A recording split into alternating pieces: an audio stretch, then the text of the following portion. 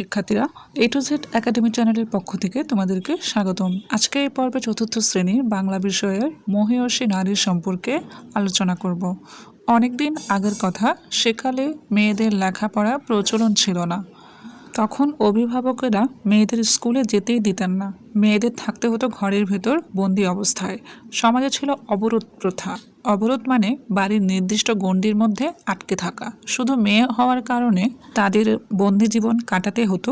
মেয়েদের ছিল না লেখাপড়ার অধিকার, ছিল না বাহিরে বের হওয়ার স্বাধীনতা। সামাজিক বিধিনিষেধের কারণে মেয়েরা লেখাপড়া করতে পারত না। সে সময় জন্ম নিল ফুটফুটে এক শিশু, নাম তার রোকেয়া। রোকেয়া বড় হতে থাকে। সকালে রোকেয়ার ঘুম ভাঙে পাখির ডাকে। পাখিদের তো ডানা আছে, পাখিরা উড়তে পারে, যখন যেখানে খুশি যেতে পারে, কিন্তু রোকেয়ার কোথাও যাওয়ার অনুমতি নেই। ঘরের বাইরে তো দূরের কথা, কারোর সামনে যাওয়াও নিষেধ। এমনকি সে যদি মেয়ে হয়, তার সামনেও যাওয়া যাবে না। একবার কয়েকজন অতিথি রোকেয়াদের বাড়িতে বেড়াতে এলেন। রোকেয়ার বয়স ছিল তখন 5 বছর। আত্মীয়দের দেখে রোকেয়ার খুশি হওয়ার কথা, কিন্তু তাকে লুকিয়ে থাকতে হলো। কখনো চিলে কোঠায়, কখনো সিঁড়ির নিচে, কখনো বা দরজার আড়ালে। রোকেয়ার খুব লেখাপড়া করার ইচ্ছে, কিন্তু সে স্কুলে যাবে কি করে? লেখাপড়াই বা শিখবে কিভাবে? রোকেয়া তো 4 দেয়ালের মধ্যে বন্দি। সে তো দম্বার পাত্রী নয়। অর্থাৎ সে এখানেই থেমে যায়নি। বাড়িতে পবিত্র কোরআন পড়া শিখলো, উর্দুও শিখলো, কিন্তু বাংলা শেখার জন্য তার মন ছটফট করতে লাগলো। রোকেয়ার বড় ভাই ছিলেন শিক্ষিত। রোকেয়া তার কাছে লেখাপড়া শেখার আবদার করলো। তিনি রোকেয়ার অদম্য ইচ্ছা দেখে এগিয়ে এলেন। শুরু হলো লেখাপড়া শেখার আরেকটা লড়াই। ভাইয়ের কাছে আরম্ভ হলো তার জ্ঞানার্জন। তারপর বলেছে, বাবা মা তখন গভীর ঘুমে, সারা বাড়ি নির্ঝুম।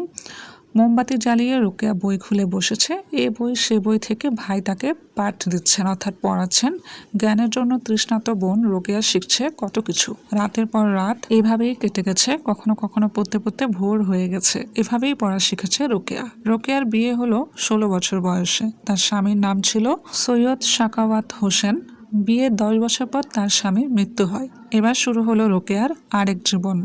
মেয়েরা তখন অনেক পিছিয়ে, লেখাপড়া করার স্কুল নেই। মৃত্যুর আগে স্বামী কিছু অর্থ রেখে গিয়েছিলেন। রোকেয়া কলকাতায় স্বামীর নামে মেয়েদের জন্য একটি প্রাথমিক স্কুল প্রতিষ্ঠা করলেন। শুরুর দিকে এই স্কুলের ছাত্র ছিল মাত্র 5 জন, কিন্তু আস্তে আস্তে সংখ্যা বাড়তে থাকলো। রোকেয়া বুঝতে পারলেন কেন মেয়েরা এত পিছিয়ে আছে। কত কথা তার মনে, কত কিছু বলার ইচ্ছা। এবার তিনি বাংলা ভাষায় শুরু করলেন লেখালেখি। মনের সব কথা তুলে ধরলেন তার লেখায়। এই লেখা তাকে বাংলা ভাষার অন্যতম লেখকের খ্যাতি এনে দিল। ছোটবেলায় রোকেয়া দেখেছিলেন মেয়েদের পড়ালেখার সুযোগ নেই। তাদের অল্প বয়সে বিয়ে দিয়ে স্বামীর ঘরে পাঠিয়ে দেওয়া হয়। সারা জীবন মেয়েরা আর কিছুই করতে পারে না, বাহিরে কাজ করার অধিকারও তারা পায় না। অথচ পড়ালেখা করে ছেলেরা, বাহিরে কাজ করে ছেলেরা। রোকেয়া বুঝেছিলেন মেয়েদেরও তো সেসব অধিকার থাকার কথা। রোকেয়া বলেছেন, গাড়ির চাকাগুলোকে সমানভাবে চলতে হয়। সমানভাবে না চললে সামনে এগোনো যায় না। সমাজে মেয়ে আর ছেলে হচ্ছে গাড়ির চাকার মতো। ছেলেদের তুলনায় মেয়েরা যদি পিছিয়ে থাকে, সেই সমাজের উন্নতি হতে পারে না। রোকেয়া সারা জীবন মেয়েদের অধিকার প্রতিষ্ঠার জন্য লড়াই করে গেছেন। তিনি চেয়েছেন নারী ও পুরুষের ঐক্য। তিনি ভেবেছেন নারী পুরুষের যৌথ চেষ্টাতেই এভাবেই এগিয়ে যাবে পিছিয়ে থাকা সমাজ। এই মহিয়সী নারী 1880 সালের 9 ডিসেম্বর জন্মগ্রহণ করেছিলেন। 1932 সালের একই তারিখে তিনি মৃত্যুবরণ করেন। নারী জাগরণের অগ্রদূত হিসেবে তিনি চিরস্মরণীয় থাকবেন। এই ছিল আজকের পর্ব। পরবর্তী ভিডিওগুলো পেতে আমার চ্যানেলটি সাবস্ক্রাইব করুন। ধন্যবাদ।